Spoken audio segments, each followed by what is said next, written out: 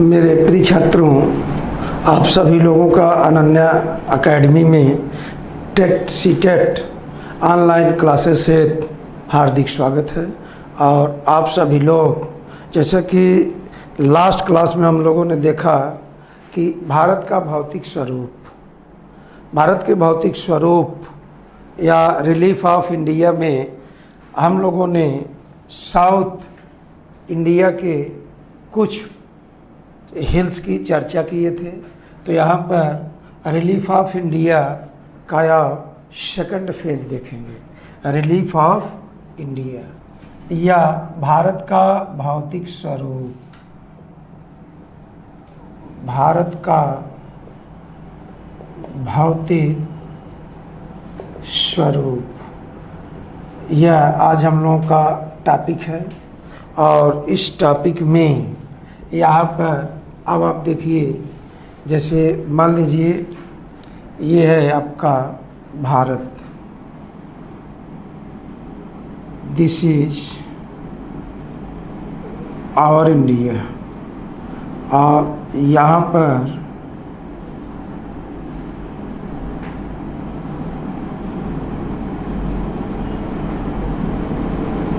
यह मान लीजिए आपका भारत है और ये आपका पड़ोसी देश बांग्लादेश है। और यहाँ साउथ इंडिया में हम लोगों ने लास्ट क्लास में तमिलनाडु की सीमा के निकट केरल राज्य में स्थित कार्डोमम हिल्स के बारे में अध्ययन किए। और इसके बाद इसी के उत्तर में केरल में ही स्थित है अन्नामलाई हिल्स, तथा अन्नामलाई हिल्स के निकट से निकलकर तमिलनाडु राज्य में विस्तारित है पलनी हिल्स। और पलनी हिल्स, जैसा कि आप जानते हैं, चवार जनजात कहाँ निवास करती है, मूल रूप से पलनी हिल्स में। तथा यहीं पर तमिलनाडु राज्य का सुंदर पर्यटक स्थल कोडाई कनाल स्थित है। Famous tourist place is located in Tamil Nadu, that is Kodaikanal. और एक महत्वपूर्ण बात आप देखिए कि तमिलनाडु के उत्तरी भाग में एक हिल्स स्थित है जिसे आप कहते हैं नीलगिरी हिल्स। कौन से हिल्स? नीलगिरी हिल्स, नीलगिरी पहाड़ियाँ। यहाँ से भी आपके यहाँ प्रश्न पूछे जाते हैं। नीलगिरी पहाड़ियाँ यह तमिलनाडु राज्य में स्थित हैं। It means it is also located in Tamil Nadu. दूसरा महत्वपूर्ण बात यह है, चूँकि नीलगिरी पहाड़ियों के माध्यम से ही पूर्वी घाट पहाड़ियाँ और पश्चिमी घाट पहाड़ियाँ आपस में संलग्न होती हैं, आपस में जुड़ती हैं। इसलिए आप इसे नीलगिरी नाट, इसे आप नीलगिरी नाट या नीलगिरी गांठ भी कहते हैं। नीलगिरी गांठ के नाम से जाना जाता है। साथ ही साथ Nilgiri hills are also called blue hills, इसे आप नीली पहाड़ियाँ भी कहते हैं। ब्लू हिल्स, नीली पहाड़ियाँ या नीली हिल्स। तीसरा महत्वपूर्ण बात आप ये देखिए कि इस पहाड़ी में या इसकी सबसे ऊंची चोटी डोडा बेट्टा है। कौन सा है? Doddabetta is the highest peak. Doddabetta peak which is located in Nilgiri hills. यह नीलगिरी हिल्स में स्थित है, इसकी सबसे ऊंची चोटी है और इसकी ऊंचाई 36 मीटर है, जो साउथ इंडिया की दूसरी सबसे ऊंची चोटी है। पाली कौन है? अनायमुडी, जो कि केरल राज्य में स्थित है। दूसरी सबसे ऊंची चोटी डोडा बेट्टा, जिसकी ऊंचाई 2636 मीटर है, यह तमिलनाडु राज्य में स्थित है। यहाँ पर या नीलगिरी हिल्स के ढालों पर एक जनजात निवास करती है जिसे आप टोडा ट्राइब कहते हैं। इसको आप क्या कहते हैं? टोडा ट्राइब। इसे आप टोडा जनजात कहते हैं। अर्थात ये बहुत बार पूछा गया है कि टोडा जनजात किस पहाड़ी में निवास करती है। मूलतः तो यह तमिलनाडु के नीलगिरी हिल्स में निवास करती है और इस नीलगिरी हिल्स के ढालों पर यूकेलिप्टस के वृक्षों की अधिकता प्राप्त होती है। यूकेलिप्टस वृक्षों की अधिकता प्राप्त होती है। इसे जो यूकेलिप्टस है, इस यूकेलिप्टस के वृक्षों को आप कहते हैं कि यह पारिस्थितिकी आतंकवादी पौधा के नाम से भी जाना जाता है। Eucalyptus, this is also called ecological terrorist plant. तो इन बिंदुओं को आप याद कर लीजिएगा, यहाँ से आपके यहाँ प्रश्न पूछे जाते हैं। दूसरा, अब आप देखिए, जैसे ये आपका है काठियावाड़ पठार, दिस इज काठियावाड़ प्लेटू। इस काठियावाड़ पठार पर ही एक हिल्स है जिसे आप गिर हिल्स कहते हैं और इस गिर हिल्स में, या ये जो गिर हिल्स है किस राज्य में है? गुजरात राज्य में। किस क्षेत्र में है? काठियावाड़ क्षेत्र में है। यह गिर हिल्स एशियाई शेरों के लिए, चूँकि यहाँ पर गिर नेशनल पार्क भी स्थित है, तो यह किसके लिए मशहूर है? Asian lion. This is very famous for Asian lions के लिए जाना जाता है।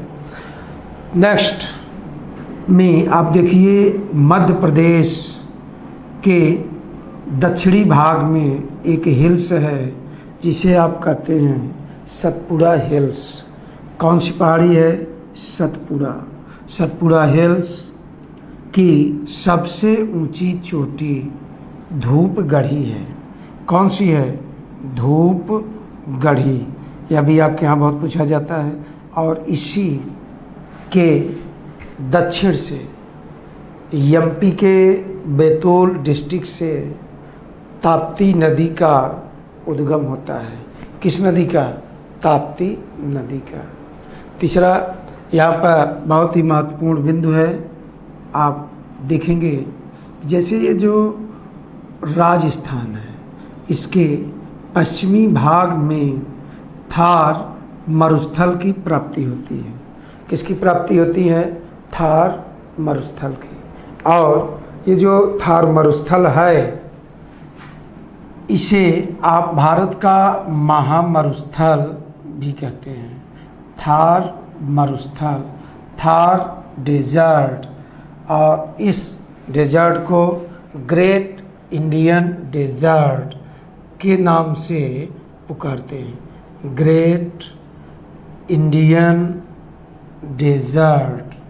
और अब अगर इस महान भारतीय मरुस्थल की बात करेंगे तो एक वर्ड है मरुस्थल, इसे आप पढ़े रहिएगा, आपके यहाँ पूछता है व्हाट इज डेजर्ट। डेजर्ट आप किसे कहते हैं?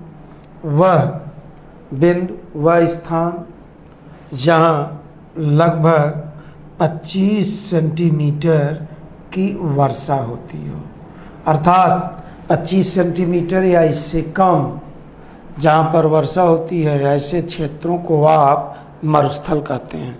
और कम वर्षा होने के कारण यहाँ पर अच्छी वनस्पतियाँ नहीं उगती, बल्कि कटीले वन एवं झाड़ियाँ उगती हैं और ऐसे उगने वाले वन एवं झाड़ियों को आप मरुदभिद या जीरोफाइट्स कहते हैं। That is called xerophytes. इसे आप क्या कहते हैं? जीरोफाइट्स कहते हैं। तो यह आपके लिए बेहद इम्पॉर्टेंट है। या मरुस्थलीय क्षेत्र में उगने वाली वनस्पतियों को किस नाम से जाना जाता है? मरुदभिद के नाम से जाना जाता है। अगला, अब आप देखिए, जैसे राजस्थान में इस मरुस्थलीय क्षेत्र के स्थित होने के कारण आप इसे मरु प्रदेश भी कहते हैं। It is called desert state. इसको आप मरु प्रदेश कहते हैं। दूसरा, इस राजस्थान के पूर्वी भाग में अर्थात मरुस्थल के पूर्वी हिस्से में स्थित है अरावली हिल्स। कौन सी पहाड़ी स्थित है? अरावली हिल्स। और यह अरावली हिल्स अगर आपकी परीक्षा के दृष्टि से देखा जाए तो बहुत इम्पॉर्टेंट है। अरावली हिल्स, इस अरावली हिल्स का एक महत्वपूर्ण बिंदु यह है कि आपके देश की यह सबसे प्राचीनतम पहाड़ी है। एंशियंट हिल्स, यह सबसे प्राचीनतम पहाड़ी है और यह एक अवशिष्ट वलित पर्वत है, या इसी को आप रिलिक्ट हिल्स कहते हैं। रिलिक्ट हिल्स, यह अति महत्वपूर्ण इसके बारे में जानकारी है। तथा यह जो अरावली हिल्स है मूलतः कितने राज्यों में फैला है? संरचनात्मक दृष्टि से 4 राज्यों में फैला है। और 4 राज्यों में आप कह सकते हैं कि गुजरात, राजस्थान एवं हरियाणा तथा दिल्ली, इन 4 राज्यों में इसका विस्तार है। लेकिन इससे भी रोचक बिंदु यह है कि इसकी सबसे ऊंची चोटी, हाईएस्ट पीक है गुरु शिखर। कौन सी है बेटा? Guru Shikhar. Guru Shikhar is highest peak of Aravalli hills, जिसकी ऊंचाई 1722 मीटर है। दूसरा प्रमुख बिंदु जाने कि इसी गुरु शिखर के निकट स्थित है माउंट आबू।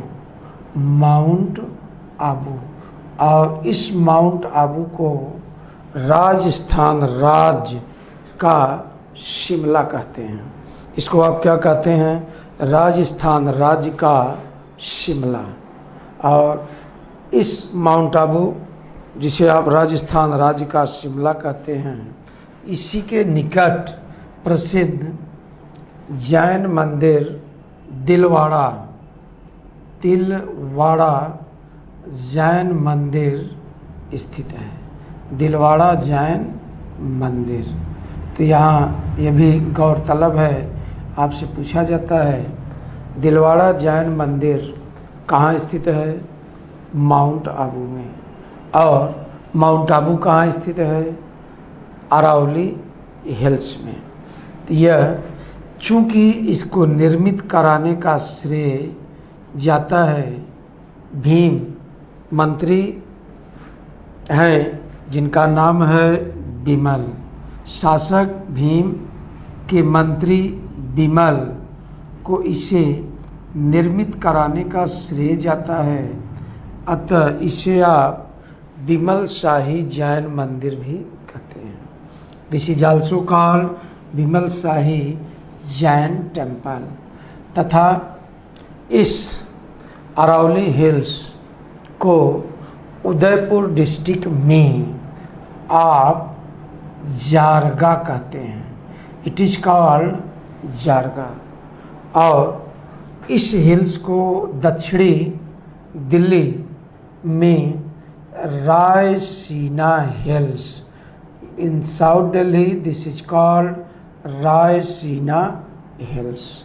और रायसीना हिल्स को काट छांट करके ही भारत के राष्ट्रपति भवन को निर्मित किया गया है, प्रेसिडेंट हाउस ऑफ इंडिया। इसे काट करके प्रेसिडेंट भवन को निर्मित किया गया है। और इस प्रेसिडेंट हाउस में कहा जाता है कि 340 से भी अधिक कमरे हुआ करते हैं। और इसमें स्थित मुगल गार्डन को सामान्य जनमानस के लिए कुछ समयों के लिए खोल दिया जाता है, यह ओपन कर दिया जाता है ताकि लोग जा सकें, यहाँ के भाव भंगिमा को वे देख सकें।